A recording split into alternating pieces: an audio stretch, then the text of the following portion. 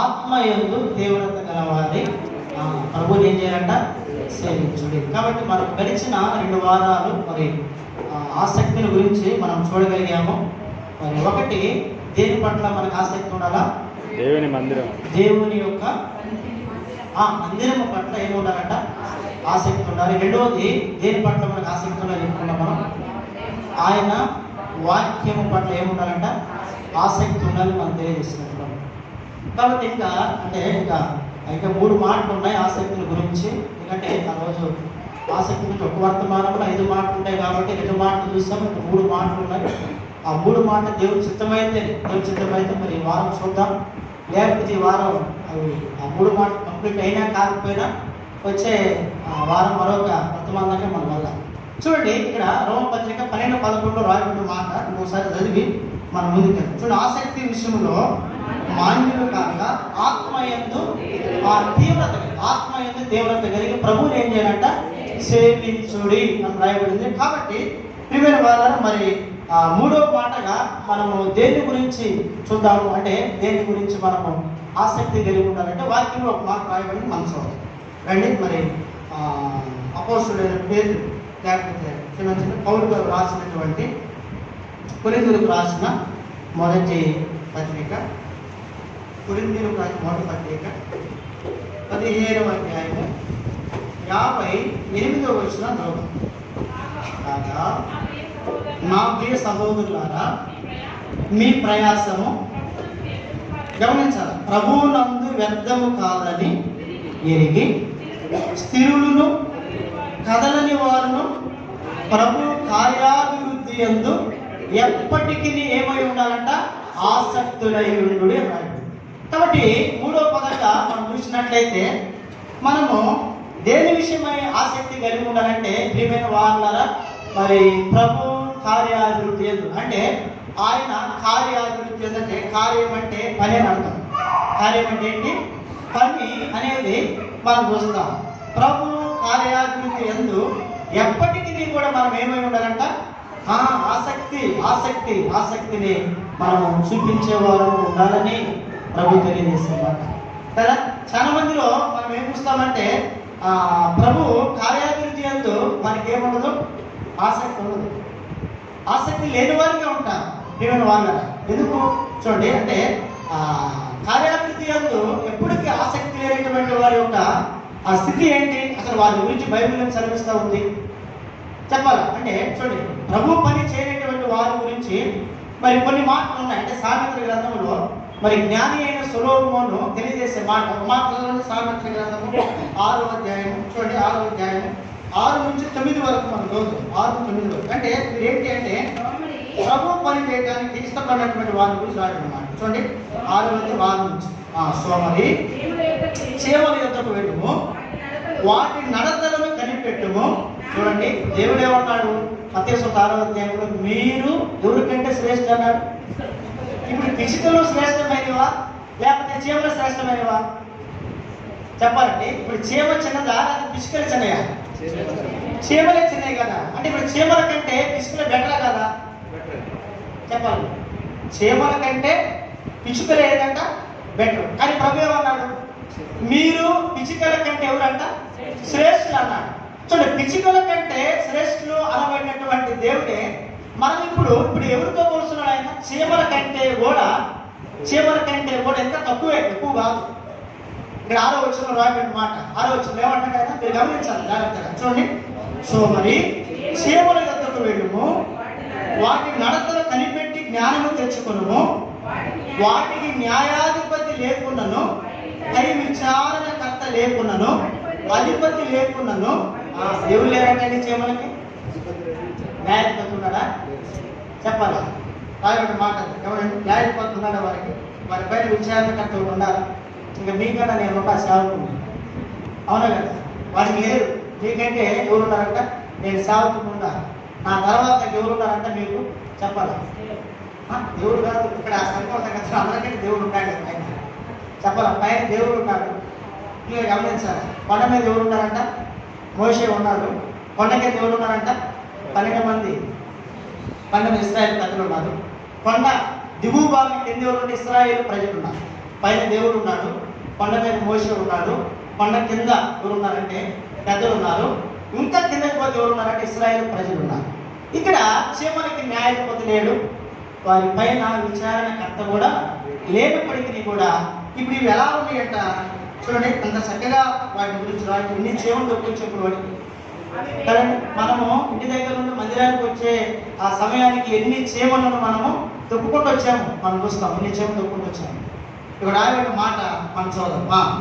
అవి వేసవి కాలం ముందు ఆహారం సిద్ధపరచుకొనును, కోత కాలం ముందు ధాన్యము కూర్చుకొనును, సోమరి ఎందాక నీవు పండుకొని ఉండు, ఎప్పుడు నిద్ర లేచి, ఎప్పుడు నిద్ర లేవాలి. ఇక లేచి కానీ చేయాలంట.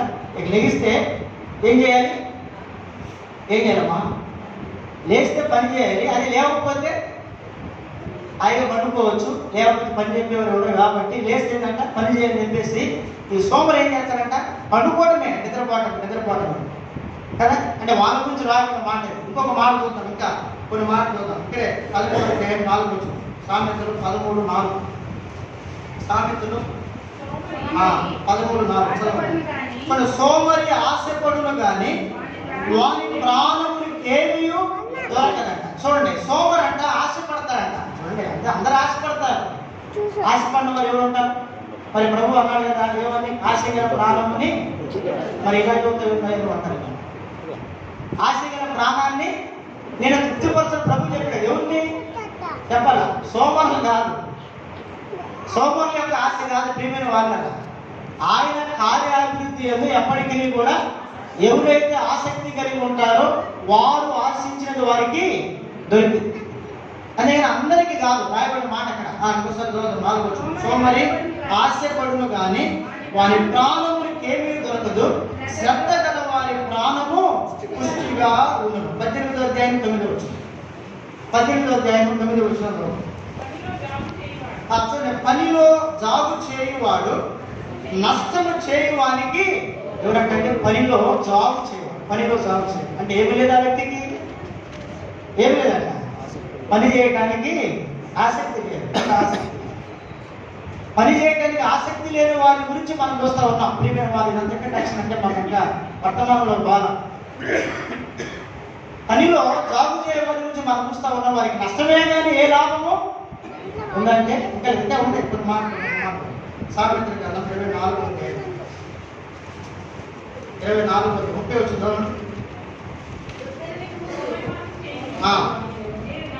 చూడండి, సోమరి వారి చేను నేను దాటిరాగా, తెలివి లేని వారి ద్రాక్ష తోట నేను దాటిరాగా, ఇదిగో దాని అన్నంతటా మొండ తుప్పలు బలిసి ఉండెను, ఇంకా దోలకొండు దాన్ని కట్టి ఉండెను, దాని రాజు కూడా లేదంటే సోమరి వారి చేను ప్రియమైన వాళ్ళ తెలివి లేని వారి ద్రాక్ష తోట నేను దాటిరాగా, వారి పొలం ఎలా ఉందంట?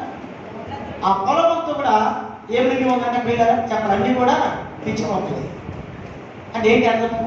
ఇప్పుడు చాలా రైతులు చూస్తాం కదా, మనం కష్టపడి పని చేసుకునే రైతులు మనం చూస్తాం. చాలామంది ఉదయం 6 గంటలకు పోతే వారు పొలాన్నే ఉంటారు, వ్యవసాయం పొలాన్నే ఉంటారు. వారు పొలంలోనే ఉండి రాత్రి వరకు, సాయంత్రం వరకు చాలా మందిని మేము చూస్తున్నాము. అంటే పొలం పని చేసినటువంటి వాళ్ళు, అంటే వాళ్ళు మాత్రమే కాదు, రైతులు కూడా. దుర్లపాడులో మేము సేవ చేస్తూ ఉన్నప్పుడు ఆ మందిరం వేస్తూ ఒక పట్ట ఉండేది. గేదెలు పక్కన గేదెలు ఎట్లా పట్టడం మరి దాంట్లో ఇక్కడ ఆయన పేరు ఇది శంకర్రావు ఏదో ఉంది, శంకర్రావు గారిని. 200 ఎకరాలు కౌలు తీసుకొని అటువైపు శనగేస్తారు. శనగ వేరుశనగ వేస్తారు. వేరుశనగ అంటే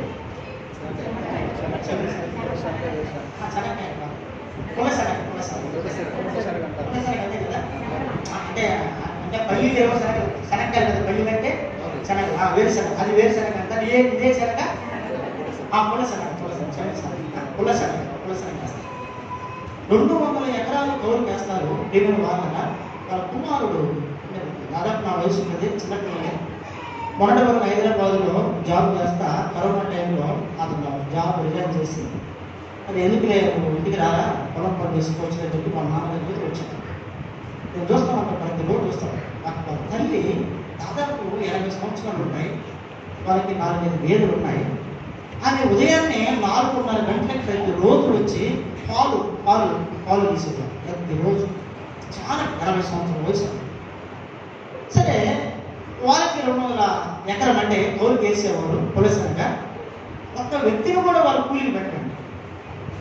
2 ట్రాక్టర్లు ఉన్నాయి, తండ్రి కూడా ఇద్దరే, ఏ పని చేసిన వాళ్ళిద్దరే. ఇంకా ఎప్పటికీ తప్పనిసరి తప్పు తోడు పెట్టు. ఇప్పుడు ఆ గేదెలకి మ్యాప్ అంటే గురించంటే వేస్తారు కదా,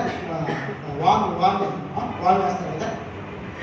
కూలి వాళ్ళు పెట్టకుండా వాళ్ళ తండ్రి ఈమె ముగ్గురు వేస్తా ఉంటారు. నేను ఒక రోజు వాళ్ళు అడిగాను ఏమంటే, అమ్మా మీకు చాలా ఉంది కదా ఆస్తి, ఏమైందమ్మా ఊళ్ళో పెట్టవచ్చు కదా, ఈ వయసులో మీరు ఏం చేస్తారమ్మా అని చెప్పేసి అంటే, కాదు మాస్టర్ గారు పని చేయాలండి. ఆ మీద మాట చెప్పేది చేసిన ఊళ్ళంట సేవ చేసిన ఊళ్ళంట సేవ పని చేయాలి మాస్టర్ గారు, పని చెప్పేది. కాబట్టి నేను ఎందుకు ఈ మాట చెప్తున్నా పేమెంట్ వాళ్ళరా చాలా మంది రైతులు కానీ లేకపోతే మన అధికారులు మనం చూస్తాం కదా, వాళ్ళు ఏం చేస్తున్నారు ఉదయాన్ని పోయి రాత్రి వరకు పొలం పని బాగా కష్టపడుతుంటారు. మరి కొంతమంది ఏం చేస్తారు వ్యవసాయ ఎరకాల చేతులు కట్టుకొని ముందు కూలోళ్ళు చేత ఏం చేస్తారంట పని చేపిస్తారు. వాళ్ళు ఎక్కువసేపు ఉండరు. వాళ్ళు ఇప్పుడు చేతులు కట్టుకొని ఆయన ఎంతసేపు నిలబడతాడు పొలంలో. ఇప్పుడు ఉదయం 8 వచ్చాడు అనుకోండి, సాయంత్రం 5 గంటల వరకు పొలంలో కూలి వాళ్ళు పని చేస్తారు. 5 గంటల వరకు ఉండాలంటే ఉండడాయన ఏదో 1 గంట 2 గంటలు అట్లా చూసిపోతారు. ఇప్పుడు ఇలా చెప్తే పిల్లలు వాళ్ళకి చాలా ఎగ్జామ్స్ ఉన్నాయి, చాలా ఉంటాయి చెప్పాలంటే. ఏది అట్లా ఎరకాల చేతులు చేయించి పని చేయించి ఎకరాలు పోయింది. మా ఊళ్ళో ఆ పెద్దపూరపాడులో నాయుడు గారు ఒక ఆయన లేవు, అంటే మా నాన్నవాళ్ళు చెప్పారు 500 ఎకరం ఉండేదంట పొలం.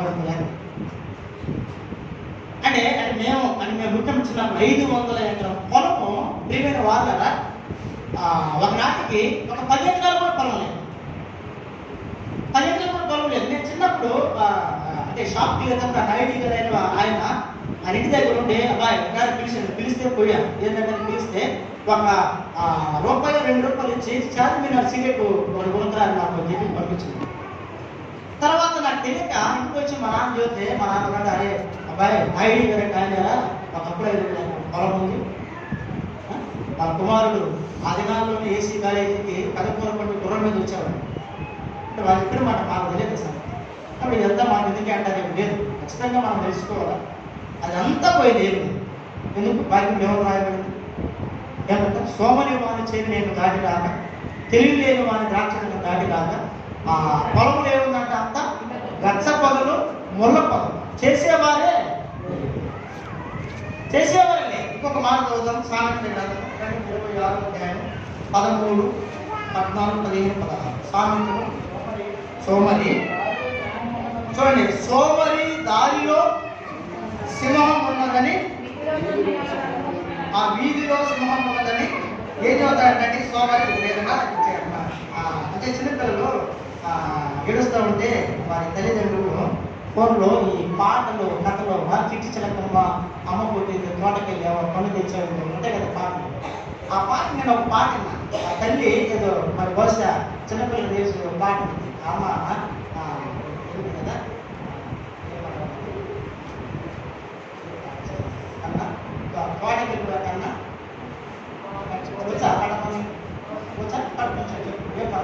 ఆ తోటకెళ్ళి కన్నా అంటే వాడు అంటాడు అమ్మ పాము కలిసి తమ్మ అన్నాడు. తోటకెళ్ళి కన్నా అంటే పాము కలిసి అంటాడు. సరే వాళ్ళు చెప్పేది సరే నీళ్లు చేతుల కన్నా అంటే చేతులు ఎప్పుడుతాయి అమ్మ అంటాడు. చూడండి నేను ఎందుకు చెప్తున్నాను ఏంటంటే ప్రియమైన వార్తలా ఈ సోమరి అనే వ్యక్తి ఏమన్నాడంట ఇదిగో దారిలో ఏం తిరుగుతుంది సింహం. దారిలో సింహం ఉందని చెప్తున్నాడు. ఇంకా అదే ఇక్కడ చదువు. దారిలో సింహం ఉన్నదని, వీధిలో సింహం ఉన్నదని, తన పడక మీద సోమరి తిరుగును, సోమరి పాత్రలో తన చెయ్యి ముంచును, నోటి యొక్కకు దాన్ని తిరిగి ఎదుట కూడా. చాలా కష్టంగా చదవాలి. ఏంటంటే పాత్రలోనే చేయి ముంచుతున్నాడంట కానీ ప్లేట్లో తన చేపెట్టి భోజనం కలుగుతున్నాడు కానీ తినటానికి పోయి చేయి పట్టుకున్నట్టు లేపి ఇక్కడ పెట్టాలి. అంతే కదా అర్థం. అంతే చేయి కలుగుతున్నాడు కానీ ఈ చేయి మాకు ఎవరు అట్లా నోటికాడికి రాట్లా. చేయి ముగిస్తున్నాడు కానీ ఈ చేయి పైకెత్తడానికి ఏమున్నది ఆయనకి ఇప్పుడు ఎంత సోమరు.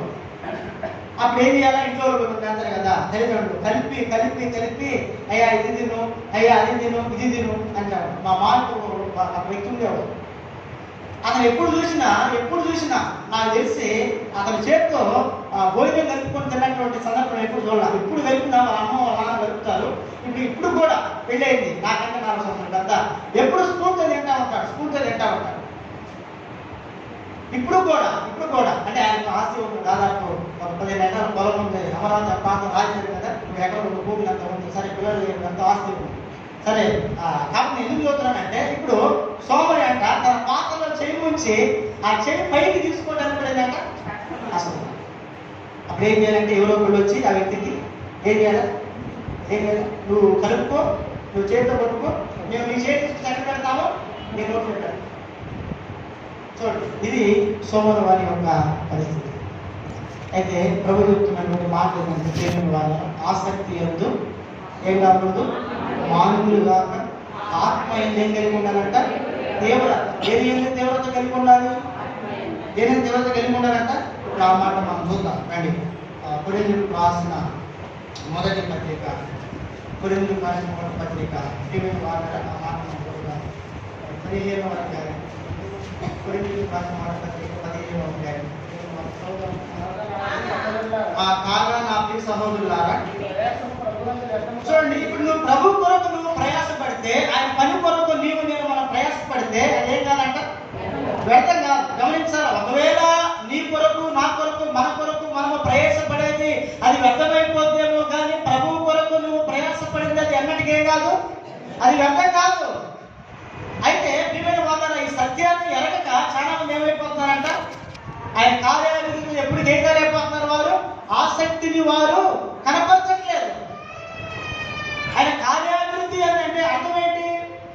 దేవుని యొక్క పరిచర్య, ప్రభు యొక్క పని, ప్రభు యొక్క పరిచర్య విషయంలో ప్రభు వెళ్ళినటువంటి వారు ఏం కలిగి ఉండాలంటే ఆసక్తి ఉండాలి. ప్రభు తెలియజేసే మాట ప్రభు మనకు అప్పగించింది. ఇది ఏ కాడికి మనము ప్రభు ఈ పొందనాలు, ఆ గది కావాలి ప్రభు, ఇది కావాలి, ఇదే ప్రార్థన. ప్రభు నమ్ముకుంది దేని కొరకు అంటే మన కుటుంబము, మన భార్య, మన పిల్లలు, మన ఉద్యోగాలు, మన వ్యాపారాలు, మన పని, పిల్లలు ఇవన్నీ బాగుండటం కొరక, దీని కొరకేనా? చెప్పలేటమ్మా. మీ చాలా మందికి ఇదే ప్రాబ్లం ఎప్పుడు వచ్చినా ఏంటంటే ప్రభు నా కొడుకు, నా భార్య, నా పిల్లలు, మా వ్యాపారం కదండి. ఇప్పుడు హఠాత్ నుంచి మనం చూద్దాం కదా, సమయం 1:1 అధ్యాయంలో మనం చూసినట్లయితే దేవుని యొక్క అక్కర ఎరిగిందండి. ఏమి ఎరిగిందండి? ఇప్పుడు సమూయేలు కుమారుడిగా ఇవ్వమంది దేని కొరకు అంటే ఆ దినాల్లో దేవుడు ఇశ్రాయేలుతో మాట్లాడటమేంది లేదు, మానేశాడు దేవుడు. న్యాయాధిపతులు పరిపాలించిన కాలంలో ప్రజలు ఇష్టానుసారంగా జీవించినటువంటి దినాల్లో దేవుడు మాట్లాడు కూడా ఆయనకి ఇష్టం లేకుండా ఆయన చిత్తానికి విరోధముగా ప్రియమైన వాళ్ళరా ప్రభు బిడ్డలైనటువంటి వారు జీవిస్తే ఖచ్చితంగా దేవుడు వారి ప్రార్థన ఆలకించడు, వారితో ప్రభు మాట్లాడు. న్యాయాధిపతుల కాలంలో ప్రజలు అలాగే ఉన్నారు. అయితే సమూయేలు యొక్క ప్రవక్త ద్వారా దేవుడు మరలా తన ప్రజలతో మాట్లాడటం ఏం చేశాడు? ఆయన ఆరంభించాడు. దేవుడు సమూయేలు పుట్టిన తర్వాతే దేవుడు ఇశ్రాయేలుతో మాట్లాడినట్లు వాక్యంలో ఉంది. అయితే ఆమె ప్రభు యొక్క అక్కర ఎరిగింది. ఏమో చేసే పదకొండు వచ్చినప్పుడు సైనికులు యెహోవా ఈ దాసురాలైన నాకు కలిగి ఉన్న శ్రమను చూచి నన్ను మరొక జ్ఞాపకం చేసుకొని నాకు ఒక మగ బిడ్డను దయచేస్తే వారి తన బిడ్డకి నేను ఏం చేసినాను? చెడు కత్తి తీసుకురాక వారిని నీకే మరలా ఇస్తాను. ఎవరు అక్కడైతే ప్రభుదా లేకపోతే ఎవరు అక్కడ చెప్పలేటమ్మా? దేవుని యొక్క అక్కడ కదా. మన కొరకు మనం కాదు పీపుల్ గమనించాలి. మనది కూడా ఉంది అంటే మనం విడిచిపెట్టి ప్రభు కొరకని ప్రభు చెప్పరా? ప్రభు ఏమన్నాడు?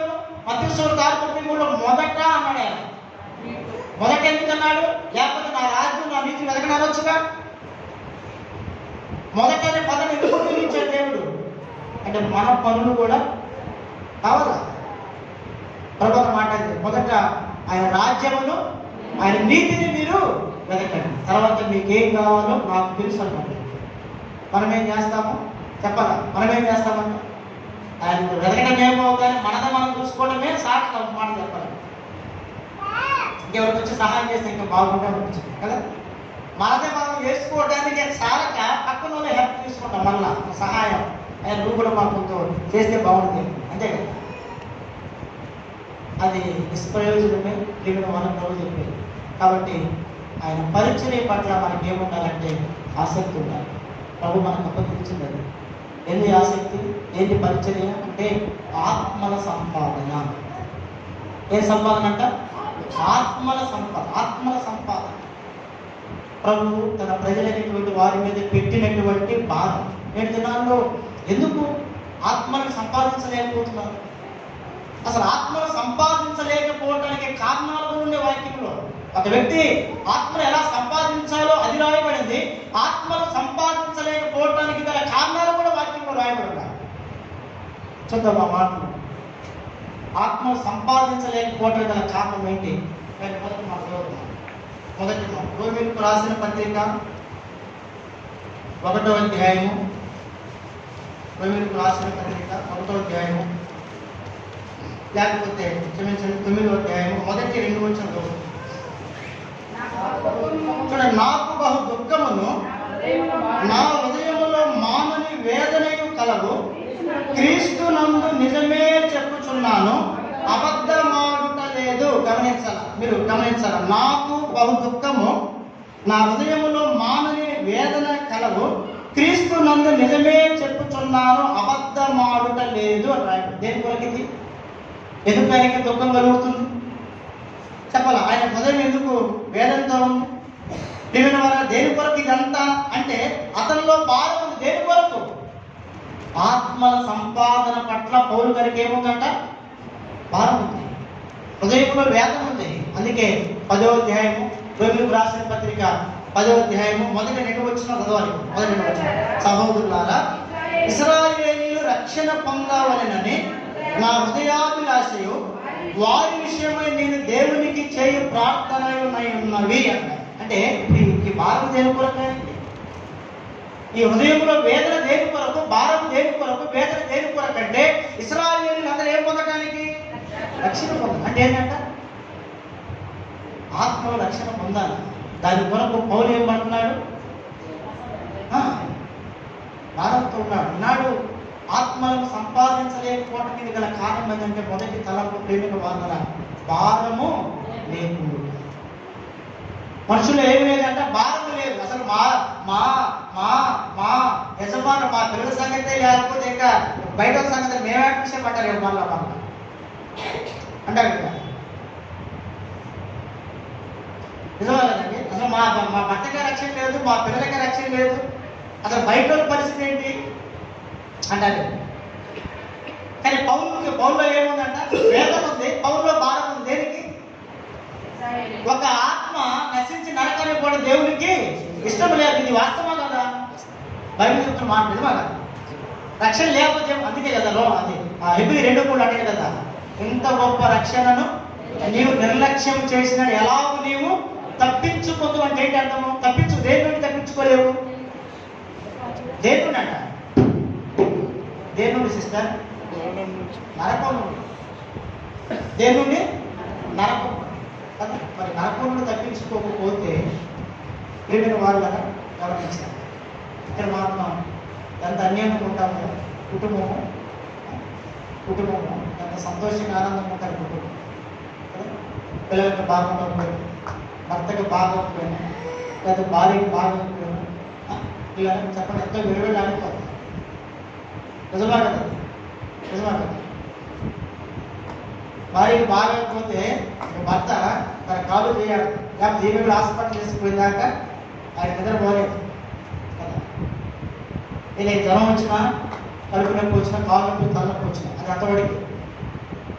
ఈ 70-80 సంవత్సరాలు మన యాత్ర ముగింపులు ఇదంతా జరిగేది. ఒక 30-40-50 సంవత్సరాలు జరిగేది. తర్వాత అసలైన జీవితం అప్పుడే ప్రారంభమైంది. బైబిల్ చదువుతుంది. రక్షణ పొందిన వాళ్ళు ఎక్కడ ఉంటారంట? పరలోకంలో ఉంటే రక్షణ లేనటువంటి వాళ్ళు ఎక్కడ ఉంటారు? ఇప్పుడు ఇక్కడ జలుబు వచ్చి తలనొప్పి వచ్చి ఆయన బాధపడుతుంటేనే ఇప్పుడు ఈయన చేస్తే ఆమె చేస్తే నేను కూడా బాధపడతాడే. మరి రేపు నరకంలో పడితే ఎంత బాధ ఉంటుంది? గ్రహించా మనం వినడైనా చెప్పాలి. మన పిల్లల్ని మనం అంత అల్లారుముద్దుగా మనం పెంచుకుంటాం కదా, వారికి ఎంత కష్టం కూడా రానివ్వకుండా. ఇప్పుడు వారికి రక్షణ లేకపోతే ప్రియమైన వాళ్ళలో వాళ్ళ నరకములు ఉంటే చివరికి ఏది పరిస్థితి? ఏనాడైనా దాన్ని మనం గ్రహించామా? బైబిల్ ఏం చెబుతుంది? పౌలుకి ఏముందంటే భారం ఉంది. పౌలుకి ఆత్మను సంపాదించలేకపోవడానికి గల కారణం ఏంటంటే అనేకుల్లో ఏమి లేదంటే ప్రియమైన వాళ్ళ భారం అనేది లేదు. భారం ఉండాలా? ప్రభు చెప్పే మాట ఆయన కార్యాలకి ఎప్పటికీ కూడా ఏం కావాలంటే మనం ఆసక్తులై ఉండాలా. ప్రభు నీకు నాకు మనకు అప్పగించిన దాన్ని మనం ఎప్పుడు కూడా దాన్ని ధృవీకరించవద్దు. ప్రభు చెప్పిన మాట. కాబట్టి ప్రతి మనుషుడు తను తాను ఏం చేసుకోమన్నాడు? ఆయన పరీక్షించుకోవాలి. ఎందుకు చెప్పాడు ఆ మాట? ఇప్పుడు మొదటి కొరింథీ 11:26 ఏమంటాడు? మీరు ఈ రొట్టెని తిని ఈ పాత్రలోనిది త్రాగునప్పుడల్లా ప్రభు వచ్చే వరకు ఆయన మరణం ఏం చేయాలా? ప్రచురించిన రాయబడింది కదా. ఇప్పుడు రాయబడిన దానికి మనం భిన్నంగా జీవిస్తే ఇప్పుడు అది వాక్యానుసారమా వాక్యం విరుద్ధంగా? చెప్పండి మీరు ఏం మాట్లాడు? ఇది వాక్యానుసారమా లేకపోతే అక్రమమా వాక్యానుసారమా అని అంటున్నాను నేను. మాట్లాడతలేదంటే అది వాక్య ప్రకారం కాదు. వాక్య ప్రకారమేనా? వాక్య ప్రకారం కాదు. వాక్య ప్రకారం అయితే ఇప్పుడు నేను సువార్త ప్రకటించాలి. ప్రభు చెప్పాడు కదా ఏమని? 11:26 చెప్పండి మాట ఇది. ఇప్పుడు మళ్ళీ ఏమని సూచన చెప్తాడు? ఏమని? ప్రభు నా శరీరము తిని నా రక్తం త్రాగువాడే నిత్య జీవం కలవాడు అన్నాడు కదా. అంటే ఇప్పుడు మనం నిత్య జీవనం పొందాలంటే ఏం చేయాలా? ఆయన శరీరాన్ని తినాలా, ఆయన రక్తాన్ని మనం ఏం చేయాలంటే త్రాగాలి కదా. ఇప్పుడు ఎలా త్రాగాలి అంటున్నాడు ఆయన? పరీక్షించుకొని యోగ్యముగా పాల్పొందన్నాడు. ఇప్పుడు ఎలా పరీక్షించుకోవాలా? ఈ శరీరము తిని ఈ రక్తము త్రాగువాడు ప్రభు వచ్చు వరకు ఆయన మరణాన్ని, దీని అంతటికి మూలం ఏంటంటే ఆయన మరణం ఏం చేయాలంట? ప్రచురిస్తూ ఉన్నామా లేదన్నదాన్ని మీరు ఏం చేయమన్నాడు? ఆయన పరీక్షించుకోమన్నాడు. ఇప్పుడు అలా ప్రకటించేవారు సమస్త విధములైనటువంటి పాపానికి దూరంగానే ఉంటారు. గుర్తుపెట్టుకోవాలి. మీరు అంటారేమో కాదయ్యా వాటి గురించి కాదు, వేరే వేరే వేరే వేరే వేరే వాటి గురించి అని పరీక్షించుకోమని అంట లేదు. ఇప్పుడు ఒక వ్యక్తి ప్రతి ఆదివారం సువార్త ప్రకటిస్తూ ఉన్నాడంటే వాటన్నింటికి ఎలా ఉంటాడు వ్యక్తి? దూరంగా ఉంటేనే ప్రభుకి ఏమని ఉంటాడు వ్యక్తి? చెప్పరా? సమీపంగా ఉంటాడు. ప్రభుకి సమీపంగా ఉన్నటువంటి వ్యక్తి పాపానికి ఎలా ఉంటాడంట? దూరంగా ఉంటాడు. ప్రియమైన వాళ్ళ మరి ఇవన్నీ తెలిసి కూడా ప్రభు బిడ్డలంగా మనం ఏం చేస్తున్నామంటే కనీసం నెలకు ఒక రోజన్నా వారం పాల్గొంటున్నారు కదా. బాలబడి నెలకు ఒక రోజు కష్టపడి చేయండి. వారం పాల్గొంటున్నారు కాబట్టి నెలకు ఒక దినమని ఏం కావాలంట? సువార్తలో పాల్గొంటున్నారు ప్రభు చెప్తున్నారు. కాబట్టి పౌరులో ఏముందంటే ఆత్మల పట్ల భారం ఉంది. ఆత్మల పట్ల భారం ఉంది. పౌరు ఏమన్నా పనికి మానవాడు అంటే కాదు. పౌరు పనికొచ్చేవాడు. పౌరు ఇప్పుడు యూనివర్సిటీలో డాక్టరేట్ పొందినటువంటి వ్యక్తి పౌరు. సామాన్య వ్యక్తి కాదు. పౌరు సవారీ చేసే గుర్రాన్ని పరిగెత్తుకుంటా ఎక్కగలిగే శక్తి సామర్థ్యం కలిగిన వాడు. సకల విద్యలో ప్రావీణ్యంగా కలిగిన వాడు పౌరు. దీని వల్ల మరి అటువంటి వ్యక్తి ఆత్మను కొరకు ఏం చేస్తూ ఉన్నట్టు? ఆయన భారం ఉంది. ఉదయంలో ఏముందంటే ఆయనకి వేదన ఉంది. నిజమే చెప్తున్నాను, నేను అబద్ధం చెప్పండి. నా మాట నేను కొన్నిసార్లు అన్నా నాకు ఎంతో వేదన ఉంది, నాకు ఎంతో బాధ ఏముండదు, ఎవరికి చెప్పుకోవడానికి. నా హృదయంలో వేదన నాకు బాగుంది అని మనం ఏం చెప్పుకుంటాం కానీ ఏ మాత్రం అది ఊరికి చెప్పే దగ్గర హృదయంలో మాత్రం లేదు. ప్రభు చెప్పే మాట ఏంటంటే అపోస్తులైన పౌలు వలె ఆయన కార్యాభివృద్ధి ఎందు ఎప్పటికీ మనం ప్రియమైన వాళ్ళ మనం భారం కలిగి ఉండాలి. రెండవది హృదయంలో వేదన ఉండాలన్నమాట. నాడు ఆత్మను సంపాదించలేకుండా గల కారణం ఏంటంటే పిల్లలు ఆ భారం అనేది ఏం లేదు. ఆ భారం ఉండాలి. ప్రభు చెప్తున్నాను. ఇది మొదటి తలం, మొదటి మాట. ఇక రెండవదిగా ఆత్మను ఎందుకు సంపాదించలేకపోతున్నాను? కొరింథీయులకు రాసిన 2వ పత్రిక కొరింథీయులకు రాసిన 2వ పత్రిక 5వ అధ్యాయం ప్రియమైన వారు 11వ వచనం చదువుతాం అమ్మ.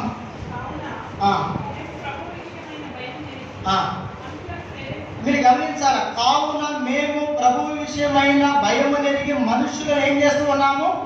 ప్రేరేపించుతున్నాము. అంటే దేని కొరకు ప్రేరేపణ? అంటే దేని కొరకు అంటే ప్రేరేపణ? ఆత్మల రక్షణ కొరకు అపోస్తుడైన పౌలు ప్రజలను ఏం చేస్తూ ఉన్నాడంటే ఆయన ప్రేరేపిస్తూ ఉన్నాడు ప్రేమిన వాళ్ళ. ఇప్పుడు ఈ ప్రేరేపణకు ముందేముంది రాగలింది? ఏముందట? ప్రభు విషయమైన భయము నేరి. ఇప్పుడు ఎవరికి భయపడాలంట? చెప్పాలి, దేవునికి భయపడాలి. దేవునికి చాలా మంది మనుషులకు భయపడతారు, కానీ దేవునికి ఏం చేయాలంట? దేవునికి భయపడాలి, మనుషులకు భయపడాలి. చెప్పాల, ప్రభు ఏమో నీవు దేవుడికి భయపడు నాయన అంటే, వీళ్ళు ఏం చేస్తూ ఉంటారంటే దేవుడికి భయపడేది పోయి ఏం చేస్తారంట? మనుషులకు భయపడతారు. కొన్ని ప్రాంతాల్లో అన్నిసార్లు సువార్త మీటింగ్లు పెడుతూ ఉంటాను. కొన్ని గృహాల దగ్గర సువార్త మీటింగ్ పెట్టాలంటే భయపడతారు, పెట్టడానికి ఒప్పుకోరు. సువార్త మీటింగ్ పెడతారు. ఎందుకు ఒప్పుకోరు వారంటే ఇరుగు పొరుగు వారిని చూసి భయపడతారు. ఇరుగు పొరుగు వారిని చూసి అంటే ఇప్పుడు రెండకుండే వాళ్ళ సంగతి వేరే సంగతి, కానీ సొంత గృహాలు కూడా, నేను ఇక్కడ సంగతి చెప్పట్లేదు, పాలకొరలో అక్కడంతా అన్ని ప్రియమైన వాళ్ళ ఆ మందిరానికి ఎక్కువ సోదర్స్ వచ్చారు, కమ్మవాళ్ళు ఎక్కువ వచ్చేవారు, పోతే ముస్లిమ్స్ కమ్మవాళ్ళు ఎక్కువ ఉంటారు.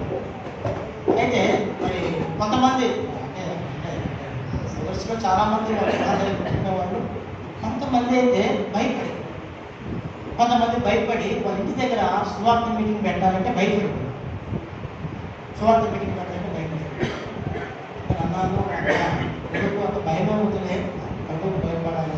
తర్వాత ఒకే ఒక ఆమె చాలా మంచిది పెట్టడానికేమో చుట్టుపక్కల వాళ్ళు ఏదో ఒకటి మాట్లాడతారయ్యా దానికోసం ఇలా పెడతాను. సరే ఏది ఏమైనా చివరికి మేము వచ్చే టైంకి ఆమె కోరిక తీరింది. ఒకరోజు ఇంటి దగ్గర మీటింగ్ పెట్టాం, స్వార్థ మీటింగ్ పెట్టాం. సరే పెట్టినా చుట్టుపక్కల సహజంగా ఉంటుంది కదా, సౌండ్ తగ్గేసి కట్టొద్దు అని వాళ్ళ రకరకాలు మాట్లాడుతుంటారు. అవన్నీ జెండా జరిగాయి. అయినప్పటికీ కూడా ఆమె ధైర్యం చేసింది. అంటే ఈ మాటను బట్టి మనం ఏం గ్రహించాలంటే, పౌలు చెప్పే మాట చూడండి, ఆత్మలను సంపాదించాలంటే ఏముండాలంటే ప్రియమైన వాళ్ళ ప్రభు విషయమైన చెప్పాలి, భయము కాదు. ఏ భయం ఉండాలి? ఆ భయము దేవుని విషయమైన భయము ఎరిగి మేము మనుషులను ప్రేరేపించున్నాం. మనుషులు ప్రేరేపించున్నాం అంటే దీన్ని బట్టి పిల్లలు మరి ఆత్మలను సంపాదించలేకపోవడానికి గల కారణం ఏంటంటే, దేవుడు అంటే ఏమి లేదని అర్థం. దేవుడంటే భయం లేదు. దేవుడంటే భయం ఉంటే ప్రేమ వాళ్ళ పౌలు వలె వారు భారం కలిగి ఉంటారు. వారి హృదయంలో వేదన ఉంటుంది. దేని కొరకు? ప్రభు కొరకు, ఆయన సంఘం కొరకు, ఆయన పరిచయ కొరకు, నశించిపోతున్న ఆత్మల కొరకు వారికి ఏముంటుందంటే భారం. ఎందుకంటే వారు దేవుని విషయమై వారు భయం కలిగి ఉన్నారు. కాబట్టి రెండవదిగా ఆత్మను సంపాదించలేకపోవడం గల కారణం ఏంటంటే దేవుని భయము లేకుండా. ఇది రెండవ మాట. అంటే మూడవ మాట చదువుతాం. మూడవదిగా మత్తయి సువార్త 16వ అధ్యాయం. మత్తయి వార్త 16వ అధ్యాయం 26 వచ్చింది. 16 ఒక మనుషుడు లోకమంతయు సంపాదించుకొని తన ప్రాణమును పోగొట్టుకుంటే అతనికి ఏమి ప్రయోజనము? ఒక మనుషుడు తన ప్రాణములకు ప్రతిగా నేమియగలడు అనే మాట ఇక్కడ మనం చూస్తూ ఉన్నాము. చూడండి, ఇప్పుడు మూడవదిగా ప్రియమైన వాళ్ళారా, ఆత్మలను సంపాదించలేకపోవటానికి గల కారణం, మూడవ కారణం ఏంటంటే ఆత్మ విలువ తెలియకపోవటం. దేని విలువ తెలియకపోవటం అంట, ఈ లోకంలో మనుషులు జీవించినంత కాలం చాలా మందికి ఆత్మ యొక్క విలువ తెలియదు. ఆత్మకి ఏమి లేదు, చావుందా? చెప్పాలి, మరణం ఉంది ఆత్మకి. శరీరానికి సావు మరణం ఉంది, కానీ ప్రియమైన వాళ్ళ ఆత్మకి ఏమి లేదంట. చెప్పాలి, మరణం లేదు. ఆత్మ యుగ యుగాలు కూడా అగ్నిలో ఏమవుతూ ఉంటుందంట, చెప్పాల కేకలు వేస్తూ ఉంటుంది, అరుస్తూ ఉంటుంది. చూడండి వాక్యంలో రాయబడిన మాట మనం చూస్తాం. కాబట్టి మూడోదిగా ఆత్మ విలువ, అంటే ఆత్మ విలువైనదా కాదంటే విలువైనది. డబ్బు విలువైనది కాదు, బంగారం విలువైనది కాదు. చూడండి డబ్బు బంగారం కలిగి ఉన్నటువంటి ఒక ధనవంతుని మనం చూస్తాం కదా, లోకస్ 16వ అధ్యాయంలో మనం చూస్తాం. తనకు ఆత్మ విలువైనది తెలిసింది ఆయనకి. చెప్పాలమ్మా, ధనవంతులు లాజరు ఇద్దరు వ్యక్తులు కథ తెలుసు కదా, మన సండే స్కూల్ కానీ చెబుతుంటారు కదా. ఇప్పుడు లాజరుకి ఆత్మ విలువ తెలిసింది కానీ ధనవంతుడికి ఆత్మ విలువ తెలియదు ఆయనకి. లోకంలో తిన్నాడు, తాగాడు, సుఖించాడు, ఇష్టం వచ్చినట్లు బ్రతికాడు. దేవుడు మన చివరికి మరణించిన తర్వాత ఎక్కడ పోయినాడంట? పాతాళంలో యాతన పడుతున్నాడంట.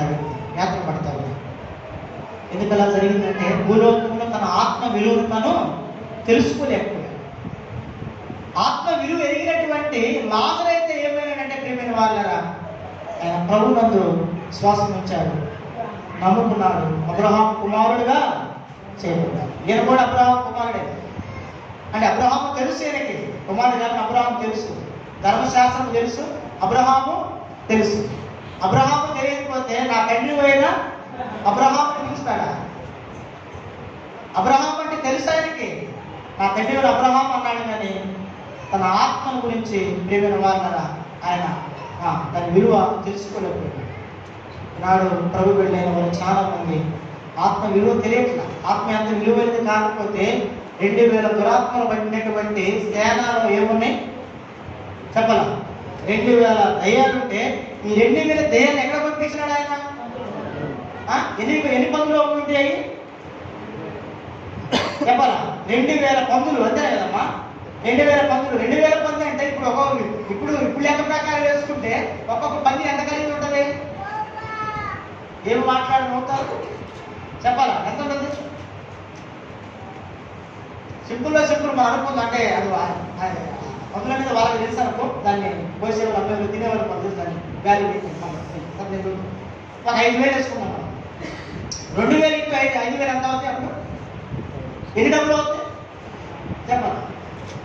అంటే ఆ డబ్బు ఎక్కువ లేకపోతే ఆత్మ విలువైనదా? ఏది విలువైనది? ఇప్పుడు ఆత్మ విలువైనది కాబట్టి ప్రియమైన వాళ్ళరా తన ఆత్మని దేవుడు ఏం చేశాడంట? రక్షించినాడు దేవుడు. ఒకవేళ ఈ ఆత్మని అంటే సేనని రక్షించబోతే ఆ పందులు బతికాయి, ఆ పందులు సాగకపోతే ఈయన బతికేవాడు. అదే దానికి ఏదో గుర్తుపెట్టుకోండి. అంటే ఆత్మ విలువైనది కాబట్టి ప్రియమైన వాళ్ళ యేసు ప్రభువు ఏం చేశాడంటే ఆ దయ్యములు పట్టిన అపవిత్రాత్మను పట్టిన సేనాన్ని ఆయన రక్షించినాడు. కాబట్టి మూడోదిగా పిల్లల గ్రహించాలి, ఎందుకు మనము ఆత్మలను సంపాదించలేకపోవడం గల కారణం ఏంటంటే మూడోది ఆత్మ విలువ అనేది తెలుసుకోవాలి. బైబిల్ చెప్పేది అదే. ఒకటి చెప్పాలి, ఒకటి ఏదంట భారం లేకపోవటము, రెండోది ఏంటంట చెప్పాలి దేవుని భయం లేకపోవటము, మూడోది ఏంటంట ఆత్మల విలువ తెలియదు. ఇది మూడోది. రండి ఒక మాట కొరింథీయులకు రాసిన మొదటి పత్రిక 10వ అధ్యాయము 33 10:33. మొదటి కొరింథీ 10:33. ఇలాగ నేను కూడా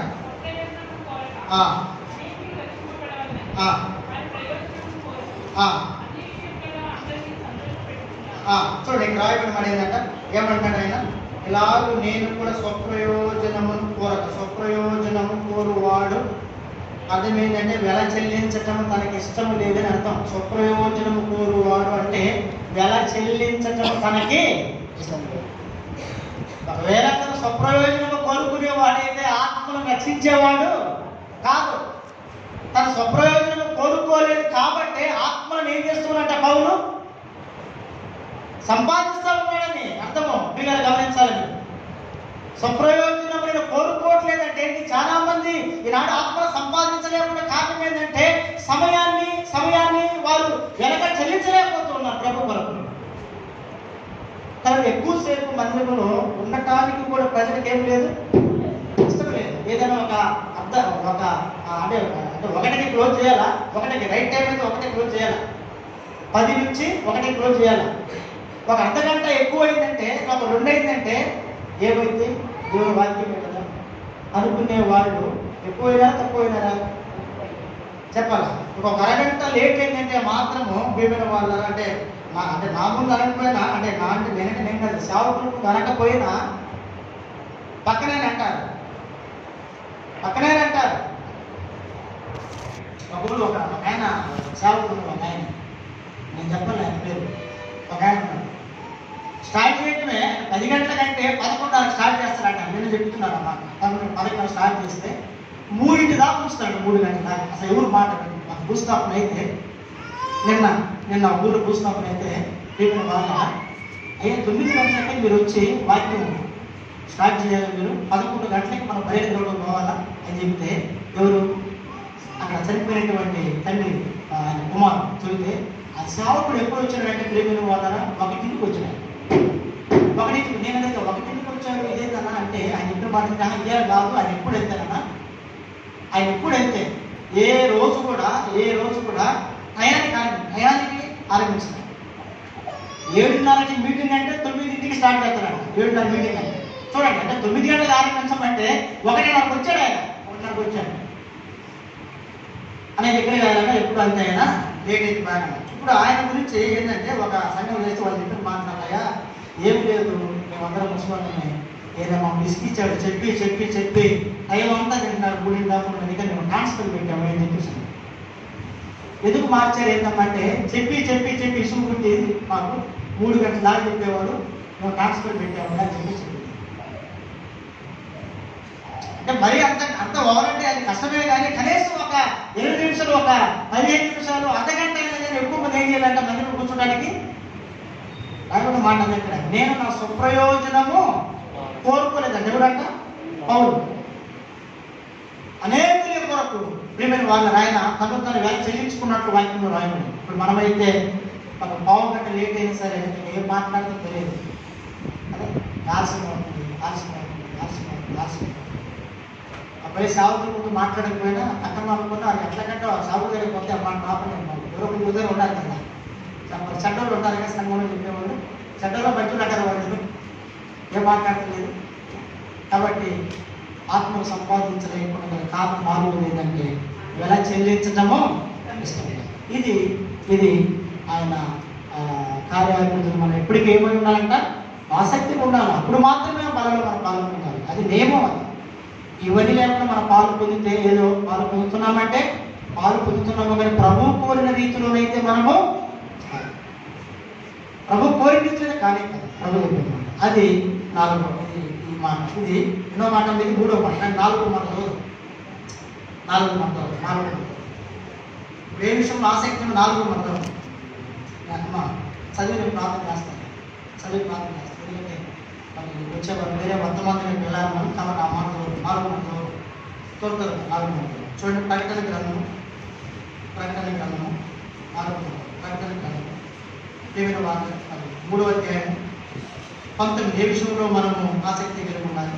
ప్రకటన 3:19 నేను ప్రేమించు వారందరినీ గద్దించి శిక్షించుచున్నాను కనుక నీవు ఆసక్తి కలిగి మారు మనసు పొందుము. నీవు ఆసక్తి కలిగి ఏం పొందమంటారు ఆయన? ఎవరు చదువుతారు మాట? సంఘానిక లేకపోతే మారు మనసు లేని వాళ్ళక? చెప్పాలి. సంఘానిక మారు మనసు లేని వాళ్ళు? సంఘానికి చెప్పే మాట. చూడండి ఏమంటానంట, నేను ప్రేమించు వారందరినీ గద్దించి శిక్షించుచున్నాను కనుక నీవు ఆసక్తి కలిగి మారు మనసు పొందు. ఆసక్తి కలిగి మారు మనసు ఏంటను? 4వదిగా సరి చేసుకొనుటలో ఏముండాలంట? మారు మనసు పొందడం అంటే ఏంటి? సరి చేసుకోవడం అని అర్థమవుతుందని చెప్పేదమ్మా మీకు. మారు మనసు పొందడం అంటే అర్థం ఏంటి? సరి చేసుకోవడం అన్నమాట. ఏం సరి చేసుకోవాలి? ప్రభు చెప్పిన మాట, ఒక మాట చదివి మనం ప్రార్థన చేస్తాం. ఒక మాట ఇదే ప్రకటన గ్రంథము 2వ అధ్యాయము ఒక మాట చదువు. 2వ అధ్యాయం 5వ వచనం. నీవు ఏ స్థితిలో నుండి పడితివో అంటే ఏం సరి చేసుకోవాలి? మనం ఎక్కడైతే పడ్డామో, ఎక్కడైతే మనం పడిపోయామో దానిని గమనించాలా. వాళ్ళు ప్రభు చెప్పే మాట చూడండి. కాబట్టి ప్రతి మనుషులు తను తాను పరీక్షించుకొని పరీక్షించుకొని అలాగ చేసి ఆ రొట్టెని నా పాత్రలోనిది ఏం కావాలంట త్రాగాలని ప్రభు చెప్పారు. ఇప్పుడు నాలుగోదిగా ఏ విషయంలో మనం ఆసక్తి పెట్టుకుంటానంటే దీనిని వాళ్ళారా సరి చేసుకున్నట్లు ఏముండాలంట ఆసక్తి ఉండాలి. సరి చేసుకుని కదా చాలా మంది అనుకుంటారంటే మేము సరి చేసుకున్నాము అనుకుంటారు కానీ వాస్తవంగా సరి చేసుకునేది లేదు కదా. సరి చేసుకునేది లేదు రాయబడిన మాట. ఒకవేళ సరి చేసుకోకపోతే ఏంటి పరిస్థితి? సరి చేసుకుంటే పర్వాలేదు మంచిదే. సరి చేసుకోలేదనుకో ప్రభు చెప్పే మాట ఏంది? అదే మాట కరెక్ట్నా 2వ అధ్యాయం 5వ వచనం నీవు ఏ స్థితిలో నుండి పడితేవో అది జ్ఞాపకం చేసుకొని మారు మనసు పొంది ఆ మొదటి క్రియలను చేయము. అట్లు చేసి నీవు సరి చేసుకుంటేనే సరి, లేని ఎడల నేను నీ యొద్దకు వచ్చి ఏం చేస్తానంటండి? ఏం చేస్తాడ దేవుడు? నేను నీ యొద్దకు వచ్చి దీపస్తంభం అంటే ఏ దీపస్తంభం? అది ఏ దీపస్తంభం? పాట ఉంది కదా, ఆత్మదీపం కదా, వెలిగించు వేసుకుంది మాట. ఆత్మదీపమును వెలిగించు యేసు ప్రభు. ఆత్మదీపం అంటే ఆత్మదీపం వెలిగించేది ఎవరు? యేసు ప్రభు. ఇప్పుడు ఆయన ఏం చూస్తున్నాడు? వెలిగించిన ఆయన. నీవు ఏ స్థితిలో పడ్డావో దాని విషయమై నీవు సరి చేసుకొని నువ్వు మారు మనసు పొంది సరి చేసుకొని ఆ మొదటి క్రియను నీవు చేయమన్నాడు. ఒకవేళ నీవు చేయలేదనుకో ఏమంటాడు ఆయన? నేను నీ దగ్గరకు వస్తాను. ప్రభు చెప్పే మాట. ఎవరు రావాల్సిన పని లేదు. నేను మన దగ్గర ఎవరు వస్తారట? దేవుడు వస్తాడు. నిన్ను నమ్ము. నిన్ను నువ్వు సరి చేసుకోకపోతే నీ మనుషులు ఎవరు నిన్ను నువ్వు అన్నాపరంలో అనకపోయినా పర్లేదు, కానీ సరి చేసుకునే మనం చెప్పేది ప్రభు. ఆయన సృష్టికి మీరు ఏం కావాలంట? సరి చేసుకోవాలి. ఒకవేళ సరి చేసుకోకపోతే ప్రభు అనే మాట ఏంటంటే నేను నీ దగ్గరకు వస్తా, నీ దీప స్తంభమును నేను ఏం చేస్తాను? ఆయన నూనె పోసి ఎక్కువ బాగా నేను ఏం చేస్తాను? దాన్ని ఏం చేస్తాను చెప్పండి? మరి వెలిగిస్తాను అంటాడు కదా, వెలిగిస్తా అంటాడా?